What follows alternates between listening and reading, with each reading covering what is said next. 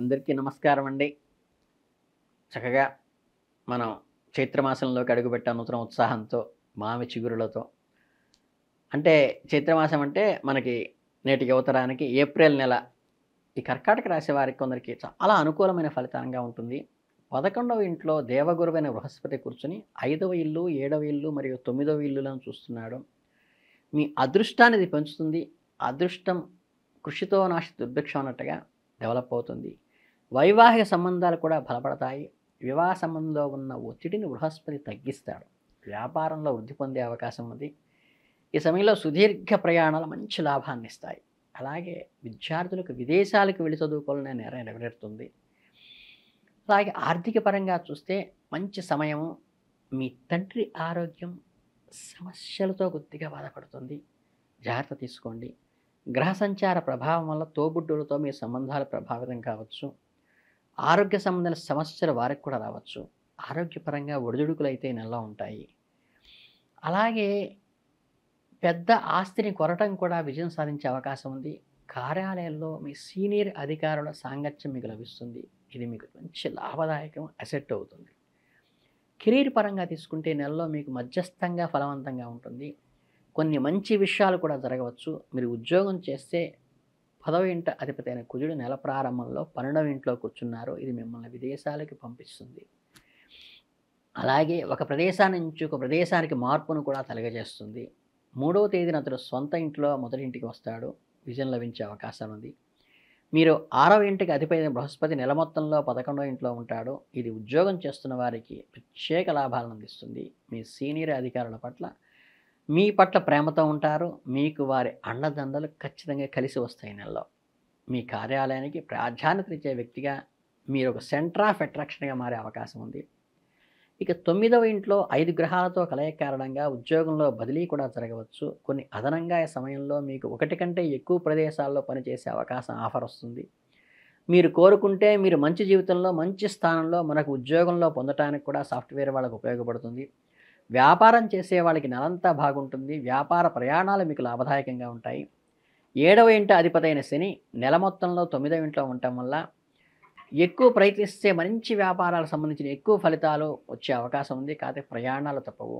కొన్ని కొత్త పనులు ప్రారంభించే అనేక అవకాశాలు లభిస్తాయి. ప్రతి పని మంచి కాదు. వాటిలో కొన్ని చట్టవిరుద్ధంగా చేయవలసిన పరిస్థితి వస్తుంది. కాబట్టి ఈ సమయంలో అలాంటివి చేయకుండా జాగ్రత్త పడుతూ సమయస్ఫూర్తితో బయటికి రావటం మంచిది.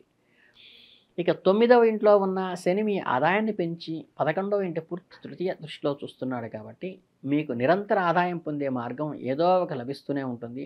దీనికి అదనంగా నెల ద్వితీయార్థంలో సూర్యుడు 14వ తేదీ నుండి 10వ ఇంట్లో ప్రవేశించి తన ఉన్నత రాశిలో ఉంటాడు. దీనివల్ల ప్రభుత్వ రంగం నుండి కూడా గవర్నమెంట్ నుంచి రావాల్సిన డబ్బులు కూడా మీకు రిలీజ్ అవుతాయి. అనేక మార్గాల ద్వారా డబ్బు వస్తుంది. ఈ సమయంలో ఆర్థిక పరిపుష్టి బ్రహ్మాండంగా ఉంటుంది.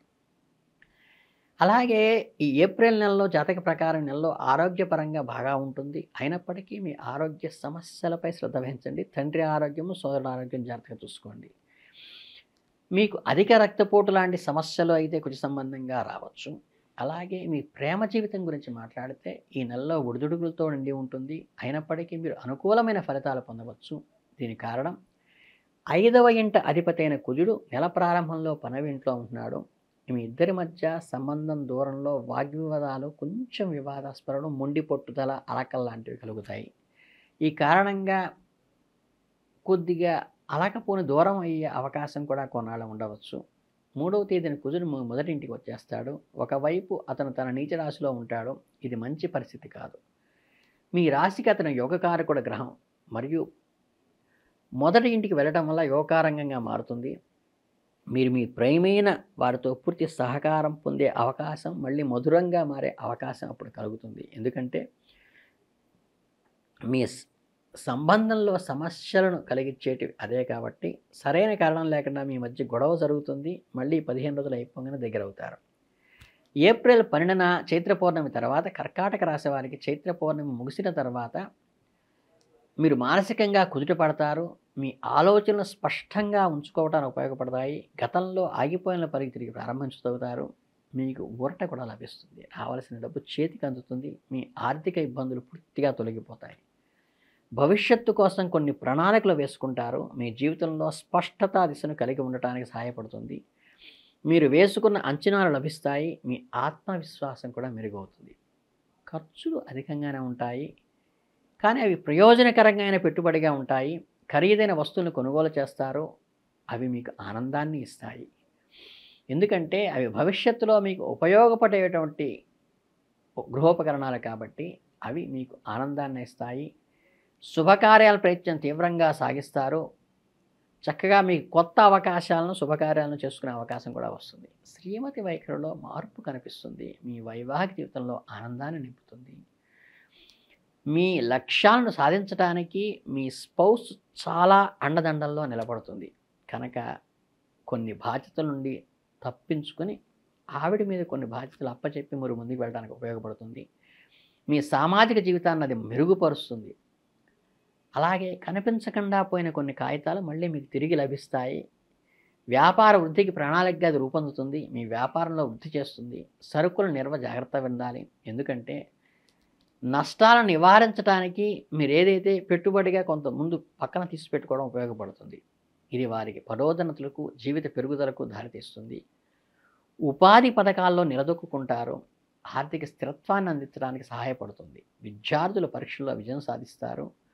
భవిష్యత్తులకు మంచి పునాది వేసుకుంటారు. కొంచెం కష్టసాధ్యమైన విజయాన్ని సాధిస్తారు. ఆర్థికంగా ఈ విషయంలో కొంత ఊరట లభిస్తుంది. ఖర్చులు కూడా కొద్దిగా ఎక్కువ పడ్డట్టుగా, శ్రమ ఎక్కువ పడ్డట్టుగా అనిపించినప్పటికీ ఫలితం వచ్చినప్పుడు చాలా ఆనందం పొందుతారు. ఈ సమయంలో కొన్ని చిన్న చిన్న సమస్యలు ఎదురు కావచ్చు. మానసికంగా స్ట్రెస్ అంటే ఒత్తిడి బాగా పెరుగుతుంది. ఆహార విషయంలో, నిద్ర విషయంలో కొంచెం టైం ప్రకారం చేసుకోండి. 9వ ఇంట్లో 5 గ్రహాల కలయిక కారణంగా మీరు కొన్ని సమస్యలు ఎదురైనప్పటికీ కూడా శుభగ్రహాలని మంచి ఇస్తాయి. ప్రొఫెషన్కి మంచి ప్రొఫెషన్ని, మంచి చదువును, ఉన్నత విద్యను కలిగించేటువంటి అవకాశం ఉంది 9వ ఇంట్లో. ఈ సమయంలో ఏదైనా చిన్న చిన్న కోపాలు, తాపాలు, లేకపోతే ఎదుటివారిని ఇగ్నోర్ చేయటం అనేది తగ్గించుకొని ప్రతి వాళ్ళలో ఉన్న స్కిల్ని మీరు తీసుకోవడానికి ప్రయత్నించండి. అలాగే తేలికపాటిగా జీర్ణమయ్యే ఆహారం తీసుకోండి. రెస్ట్ తీసుకోండి. యోగా, వ్యాయామం చేయండి. అలాగే మీ జీవితంలో సంతోషకరమైన వాతావరణం నెలకొంటుంది. కుటుంబ సభ్యులతో ఎక్కువ సమయం గడపటం వల్ల బంధాలు బలపడతాయి. పిల్లల విషయంలో శుభవార్తలు వింటారు. అలాగే మీ జీవిత భాగస్వాములతో వివాదం ఏర్పడి తిరిగి కలగటం జరిగినప్పుడు తెలియని ఒక ఆత్మసంతృప్తి కలుగుతుంది. అలాగే వివాహితులకు ఈ సమయంలో అనుకూలంగానే ఉంటుందని చెప్పవచ్చు.